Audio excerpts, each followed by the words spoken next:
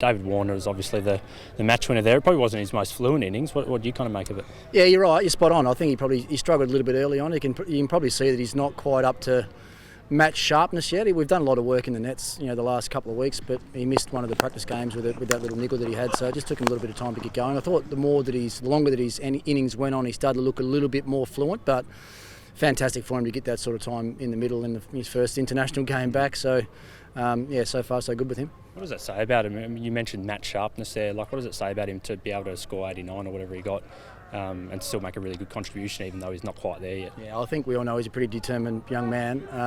Obviously him and Stephen coming back in today, they're both keen to not just impress but sort of impose themselves on the tournament.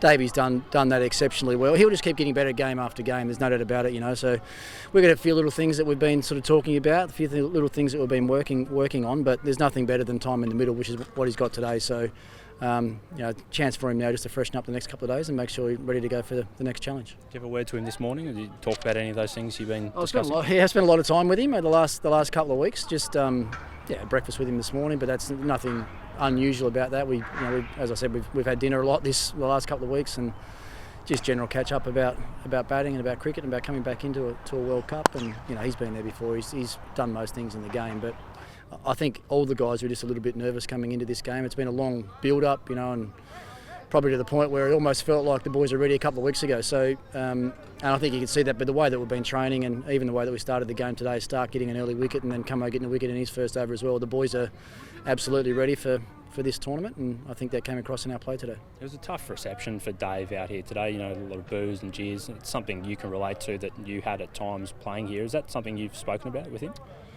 Yeah, I've spoken to him and Stephen about it, just to expect that it's probably only going to get worse as the tournament goes on as well. And it's not a huge crowd here today by any means, and probably not a lot of Aussie support either. But when the bigger games come around, a game against England, I think it'll probably be a whole lot worse than that. But for Davey, it's water off a duck's back. It might affect Smithy a little bit more, being the sort of characters they are, but they know what to expect. And with me, the few series eyed over as well, you can take it as a bit of a compliment as well.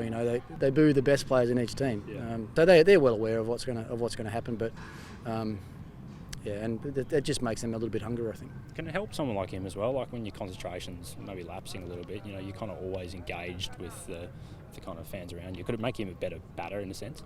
I think you can make both of them better. I think they're both pretty keen to prove a point. So yeah, I don't think it'll do them any harm. And they'll get used to it more and more as this tournament goes on. So it's something that's been spoken about. Dealing with it on the day is a different thing, but today was a good start for both of them. Looking ahead to the West Indies, they won that first game kind of on the back of all those bounces. Yeah. Do you expect them to try the same tactic against you guys on Thursday? Yeah, absolutely I do. I think that's the one point of difference they probably have. They haven't got quality spin in their side. Most other sides in this tournament have got quality spinners that can bowl those overs through the middle. I think. And you think about Holder and O'Shane Thomas and guys like that are big, strong guys that are going to run in and bang the ball in. Russell's bowling fast as well, and they've got guys like Carlos Braithwaite. So they've got a lot of big, strong bodies, and I think that's their point of difference, And you look at the grounds that we play on as well. Some of the grounds are quite, even like this one, it's quite small, straight. The square of boundary is a little bit bigger. When you're bowling short, obviously you're challenging batsmen to hit to the bigger sides, and I think that's their one point of difference. So along with some very, very dangerous batting as well, we have to be well prepared for everything they've got.